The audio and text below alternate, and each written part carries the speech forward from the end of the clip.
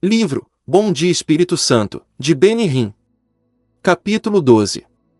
Céu na Terra. Meus primeiros sermões, em 1974 e começo de 1975, não tinham muito conteúdo. Eram basicamente o meu testemunho da obra do Espírito, de como ele se tornou tão real para mim. Naqueles dias, eu realmente não sabia muito e havia muitas coisas a aprender. Seguindo a voz do Espírito, no entanto, durante 1975, ouvi a voz inconfundível do Espírito Santo me contando que era hora de começar a realizar reuniões semanais em Toronto. Ele falou: siga-me. Ouça minha voz e levará muitos a Cristo. E assim comecei. Nas noites de segunda-feira, agendamos uma série de cultos que continuariam pelos próximos 5 anos. Começamos no auditório de um colégio e as multidões se tornaram tão grandes que tivemos de nos mudar para instalações maiores. Centenas e centenas de pessoas participaram. Os cultos eram completamente dirigidos pelo Espírito e eu ouvia sua voz cada vez mais perto. As pessoas eram libertas de vícios sérios. Famílias eram reunidas. Tínhamos filas de cura e ouvíamos testemunhos de milagres. Porém sempre, os cultos resultavam na salvação de almas perdidas. Então, algo aconteceu. As pessoas começaram a receber milagres, libertações e curas enquanto estavam sentadas em suas cadeiras. Não havia filas para a imposição de mãos. Deus começou a fazer sua obra por todo o auditório, tão livremente que não havia tempo para ouvir todos os testemunhos. A imprensa começou a perceber. Nas primeiras páginas do Toronto Star, do Toronto Globe and Mail, e de outros jornais de todo o Canadá saíram matérias sobre as cruzadas de milagres que estávamos realizando. Em dezembro de 1976, o Globe and Mail enviou um repórter a um dos cultos para descrever em detalhes o que estava acontecendo. Ele escreveu sobre as curas e os testemunhos, e terminou o artigo me citando: "Não estou interessado em divulgar Benny Hinn. Não estou e nunca estarei. Jesus é quem deve ser divulgado e exaltado. Queremos levar almas para o Senhor Jesus. Quero ver almas, almas, almas, almas, almas." Amigos, conseguem entender isso? Sob a manchete "A cura pela fé realmente funciona", o Toronto Star apresentou 4 estudos de caso de pessoas que foram curadas em nossos cultos. Contou sobre um trabalhador da fábrica da GM em Oshawa que tinha câncer de garganta. Esta semana, depois de um check-up na clínica do câncer, recebeu a notícia de que não havia mais qualquer vestígio da doença. Contou a história de um caminhoneiro de Beaverton, um homem, que não era frequentador da igreja e que tinha sofrido com insuficiência cardíaca e um leve enfisema, uma doença pulmonar, por 7 anos, foi convencido por amigos a participar de uma cruzada de cura. Fui ao médico 3 dias depois e ele me contou que não tinha nada errado comigo. Conta. Deus deve ter feito isso. E os médicos? O repórter citou dizendo: "Olha, há mais coisas acontecendo neste mundo do que sabemos." As redes de televisão começaram a filmar documentários sobre o que Deus estava fazendo.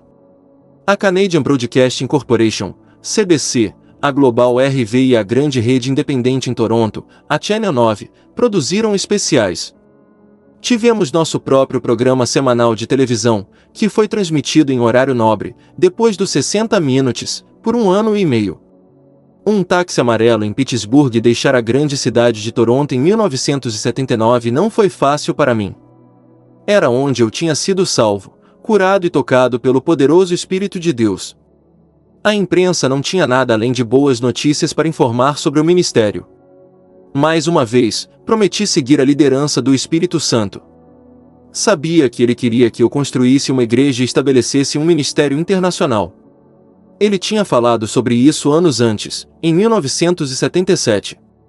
Lembro-me exatamente onde aconteceu.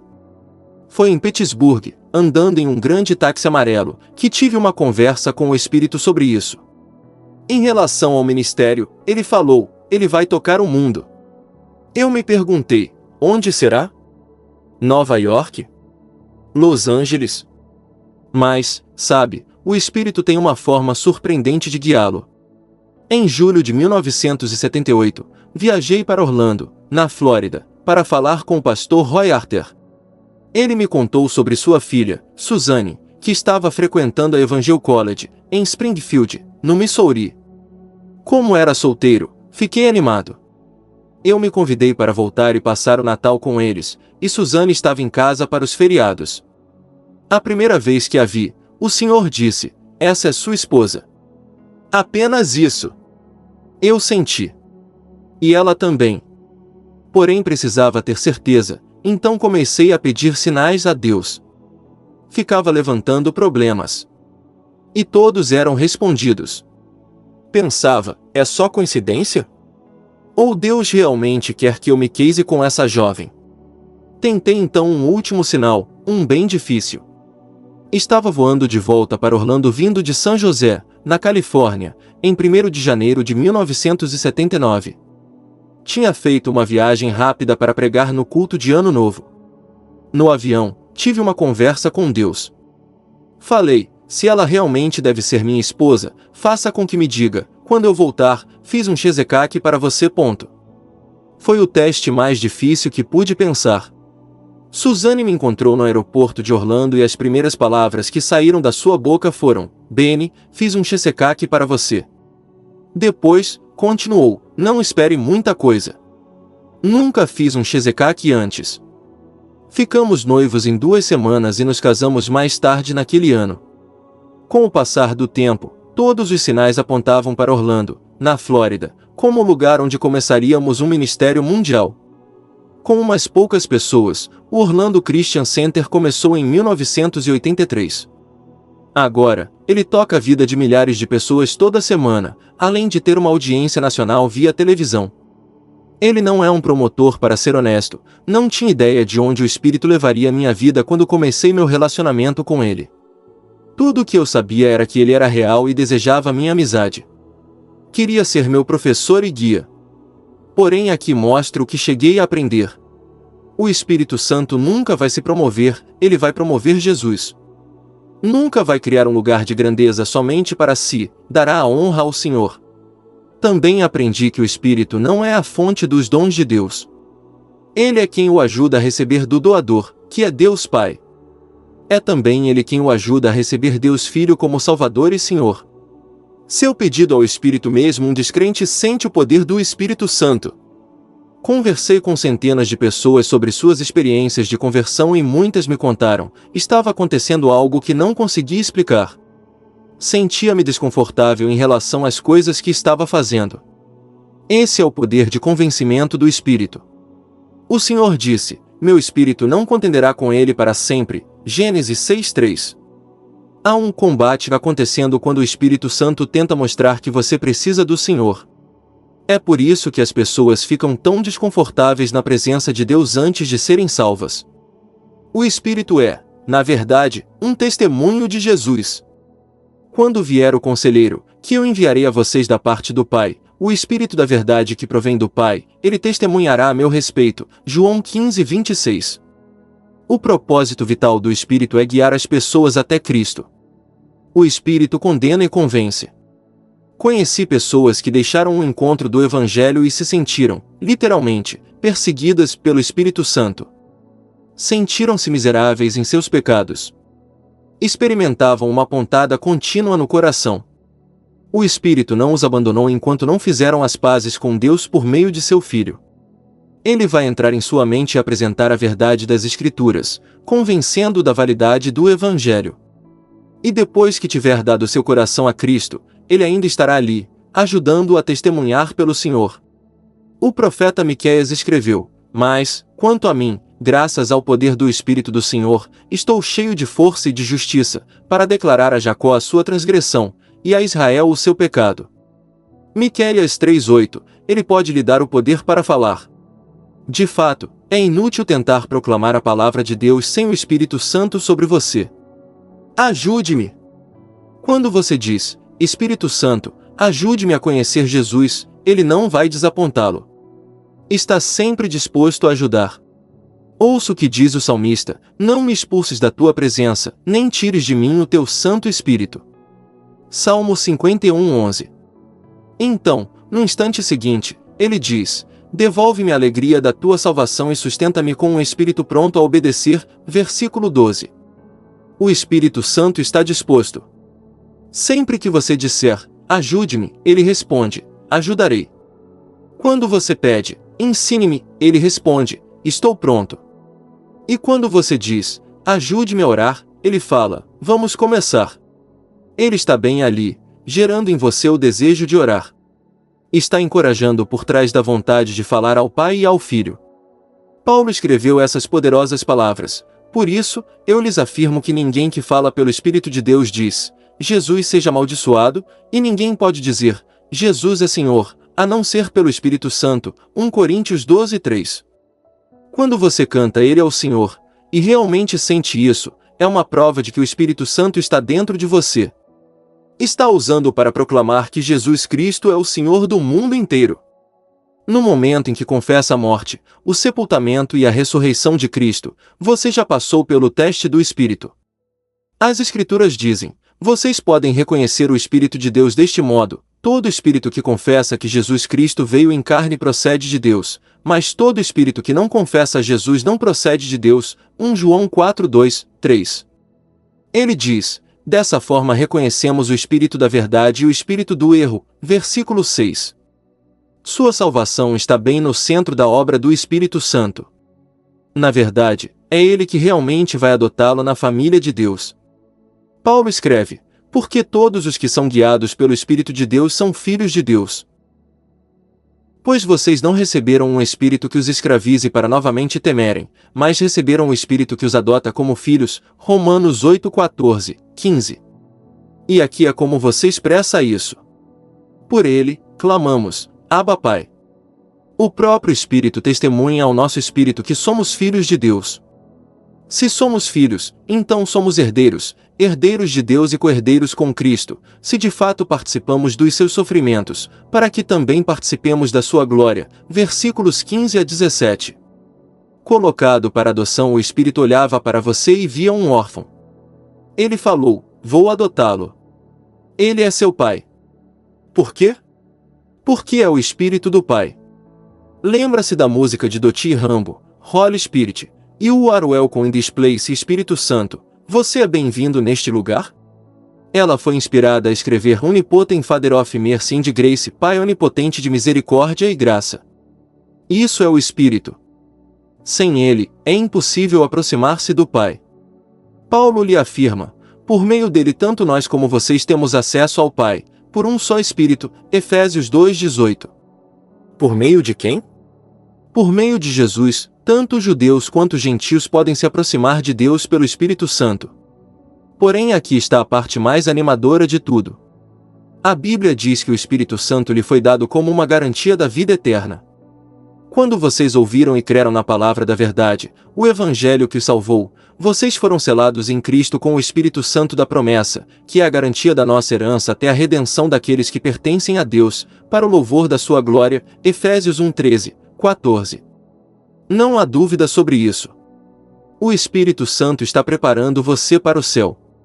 Se estiver convencido de que ele está vivendo dentro de você, então nunca deve questionar se está renascido.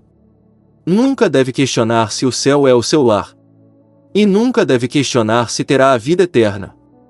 Deixe-me explicar com outras palavras. Se amanhã de manhã você entrar em uma loja e pegar algumas roupas e um par de sapatos, mas não tiver todo o dinheiro, você pode dar uma entrada e parcelar o resto. Pode dizer, venho pegar na semana que vem. Seu nome está na fatura e você leva um recibo para casa. Depois, na semana seguinte, pega a mercadoria. É exatamente o que Jesus fez quando veio e lhe deu o Espírito Santo. A única diferença é que ele pagou o preço total no Calvário.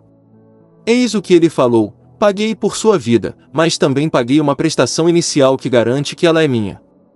Ele enviou o Espírito Santo. E se você o tem, está a caminho da glória. Quando Cristo retorna, ele o pega e o leva para casa. Vale a pena gritar isso. Você pertence ao Senhor. É por isso que pode dizer na cara feia de Satanás, não me toque. Sou uma posse de Cristo. E não tenha medo de falar a palavra. Chute-o, e ele fugirá de você. Você tem o Espírito Santo. um depósito na sua herança. Por que ele deu uma entrada? Paulo conta: Cristo nos redimiu da maldição da lei quando se tornou maldição em nosso lugar, pois está escrito: maldito todo aquele que for pendurado no madeiro. Gálatas 3,13. E depois, escreveu essa maravilhosa verdade: nos redimiu para que em Cristo Jesus a bênção de Abraão chegasse também aos gentios, para que recebêssemos a promessa do Espírito mediante a fé. Versículo 14. Como Cristo se tornou uma maldição, o Espírito foi dado como prometido. Você precisa de alguma ajuda a partir do momento em que você aceita Jesus como Salvador. É o Espírito que lhe dá a vontade, a força e o desejo de obedecer a Deus e de viver a vida cristã. Sem Ele, isso é impossível.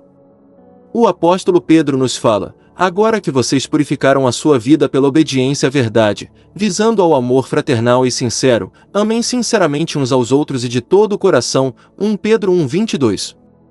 A razão pela qual as pessoas, mesmo os cristãos, fracassam é porque dependem de sua própria força. Não se pode obedecer a Deus dizendo: vou fazer isso sozinho. Quantas vezes você disse: vou orar, mas não vai? Ou vou ler a palavra, mas se esquece? Por quê? Porque estava dependendo da sua mente. Você dependia da carne e ela o levará sempre ao fracasso. Ele lhe dará força e vida, mas o Espírito lhe dará algo a mais que é igualmente importante. Ele lhe dará descanso. Isaías disse: como o gado que desce a planície, foi-lhes dado descanso pelo Espírito do Senhor. Foi assim que guiaste o teu povo para fazer para ti um nome glorioso. Isaías 63,14. Logo depois que comecei a pregar o Evangelho, conheci David du Plessis. Ele era conhecido como Senhor Pentecostes, em resultado de suas apresentações do Espírito Santo aos líderes religiosos do mundo. Era um carismático antes de qualquer um saber o que essa palavra significava. Estava caminhando pelo mesmo corredor que esse homem ungido em uma conferência em Brookville, em Ontário, quando reuni coragem para pará-lo e fazer uma pergunta. Nervoso, perguntei: Dr. du Plessis, como posso verdadeiramente agradar a Deus? O velho, que agora está com Jesus, parou, colocou sua maleta no chão, apontou seu dedo em meu peito e me empurrou contra a parede. Eu certamente não esperava isso daquele frágil pregador. Tudo o que eu disse foi: como posso agradar a Deus? E ele me prendeu contra a parede. Então, ele disse duas palavras que nunca esqueci. Ele falou: não tente. Pegou sua maleta e caminhou pelo corredor. Eu o alcancei e disse: Dr. du Plessis, não entendo. Ele se virou calmamente e disse: jovem, não é a sua capacidade. É a capacidade dele em você. Depois falou: boa noite, e entrou em seu quarto. Quando entrei em meu quarto, ainda estava confuso. Deitei em minha cama e pensei sobre aquelas palavras. Não é a sua capacidade. É a capacidade dele em você. Naquele momento, mal sabia o que orar, mas o Espírito começou a esclarecer a verdade daquelas palavras para mim. Como posso agradar a Deus? Entregando-me. Nem mesmo tentando agradá-lo. Era como o Senhor Pentecostes disse: o Espírito Santo vai fazer a obra. Não é a minha força, é a dele. De outro modo, eu poderia me gabar de minhas próprias realizações. Toque de Deus quando você vir Jesus face a face, não vai dizer: Senhor, veja o que eu fiz. Vai dizer: Senhor, veja o que você fez com esse homem miserável. Comece a praticar isso. Abra bem os braços e diga: Espírito do Deus vivo, quero viver para Jesus hoje. Entrego-lhe minha mente, minha emoção, minha vontade, meu intelecto, meus lábios, minha boca, minhas orelhas e meus olhos, use-os para a glória de Deus. Quando acordo e faço esse tipo de oração, a unção flui por mim como um oceano na maré alta. No momento em que me entrego completamente, Deus começa a fluir pelo meu ministério. Nada menos do que isso. Muitas vezes, eu me perguntei por que, em meus próprios encontros, o Espírito me direciona com tanta frequência para a cura. E me pergunto por que meu ministério tem sido acompanhado por pessoas que caíram sob o poder do Espírito Santo. Porém, quando olho para os resultados dos encontros, vejo que toda manifestação do Espírito tem um propósito: levar as pessoas a Cristo. É uma demonstração de que Deus está vivo, de que Ele ainda se move na vida das pessoas. Já vi milhares de pessoas, literalmente, caírem sob o poder do Espírito, e acredito que eles sentem apenas um pequeno toque do poder de Deus. Isso demonstra a impressionante força do Todo-Poderoso e leva muitas pessoas ao Salvador. Ser curado ou até mesmo morto no Espírito não é um pré-requisito para o céu. Só há uma porta, Cristo, o Senhor. Nunca desvie sua atenção do objetivo do Espírito na terra. Ele é o Espírito do Pai e o Espírito do Filho, levando as pessoas a confessarem que Cristo é o Senhor. Quando comecei meu ministério, nunca parei de me espantar com o poder do Espírito Santo. Ele é gentil, mas poderoso. A relva murcha e cai a sua flor. Quando o vento do Senhor sopra sobre eles, o povo não passa de relva. Isaías 47. O Espírito Santo não é uma personalidade fraca. Por ser um cristão jovem e um ministro novo, frequentemente ficava atrás e assistia ao trabalho do Senhor. Sabia que não era eu quem estava tocando aquelas vidas. Era a soberania de Deus e a operação do Espírito. Eu apenas olhava maravilhado. No entanto, acho que nunca senti tanto medo na vida quanto naquela noite de domingo, em abril de 1975. Lá estava eu, no púlpito de uma pequena igreja pentecostal, no lado oeste de Toronto, quando meus pais, Costandi e Clemence, entraram pela porta. Meu coração quase parou, e eu pude sentir o suor escorrer por minha testa. Meu pior pesadelo era mais tranquilo que isso. Estava petrificado, muito perplexo para rir e muito chocado para chorar. O que eles devem estar pensando? Eu já pregava há 5 meses, mas meus pais não tinham ideia. A tensão em nossa casa em relação ao Senhor já era ruim demais sem que eles soubessem disso. Porém eles um anúncio que o pastor havia colocado no jornal e foram até aquela pequena igreja. Não conseguia nem olhar na direção deles. Porém no momento em que abri minha boca para pregar, a unção do Espírito Santo encheu aquele lugar. Foi tão forte. As palavras começaram a fluir de mim como um rio. Encontrei-me, na verdade, ouvindo o que o Espírito me levava a dizer. Quando estava terminando minha mensagem, senti-me levado a começar a pregar para as pessoas que precisavam de cura. Pensei, o que meu pai e minha mãe devem estar achando de tudo isso? Então, eles se levantaram e caminharam até a porta dos fundos. Jim, falei depois do culto, você precisa orar. Jim Poitier estava comigo no púlpito naquela noite e conhecia a seriedade da situação. Até pensei em passar a noite em sua casa para evitar um confronto inevitável. Em vez disso, entrei no meu carro e comecei a dirigir pelas ruas de Toronto. Pensei, se chego em casa no meio da noite, meus pais estarão dormindo. Foi depois das 2 da manhã que estacionei em silêncio na frente de casa e desliguei o motor. Entrei nas pontas dos pés e destranquei a porta da frente bem devagar. Abri e fiquei espantado pelo que vi. Na minha frente, sentados no sofá, estavam minha mãe e meu pai. Tinha sentido pânico quando os vi entrando na igreja, mas isso era muito pior. Meus joelhos começaram a tremer e procurei um lugar para me sentar. Meu pai foi o primeiro a falar, e ouvi incrédulo. Filho, ele disse suavemente, como posso ser como você? Eu estava ouvindo aquilo mesmo? Esse era o mesmo homem que tinha ficado tão ofendido com minha conversão? O pai que tinha proibido completamente que o nome de Jesus fosse falado em nossa casa?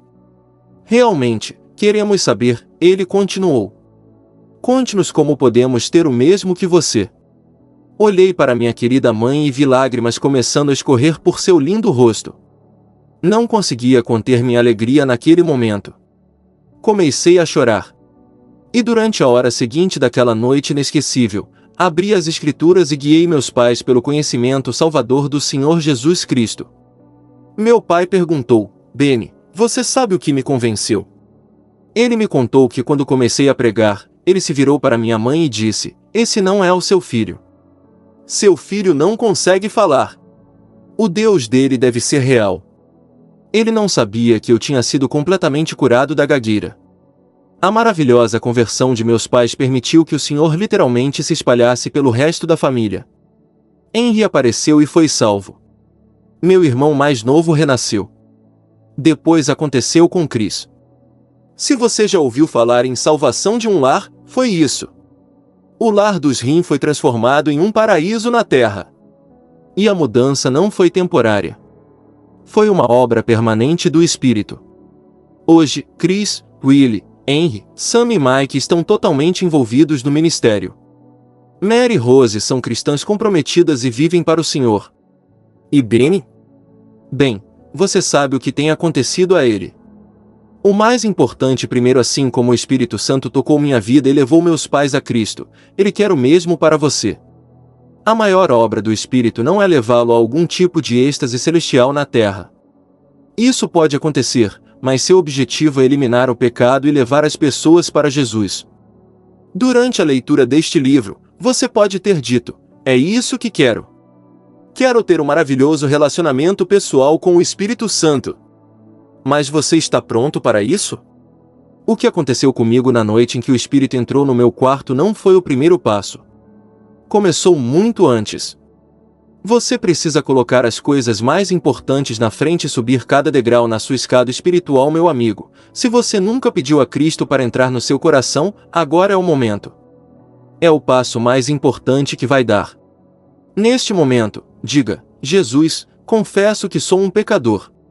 Acredito que você é o Filho de Deus e que derramou seu sangue precioso na cruz por mim. Perdoe meu pecado. Purifique meu coração de toda a injustiça. Agradeço por salvar-me agora. Amém.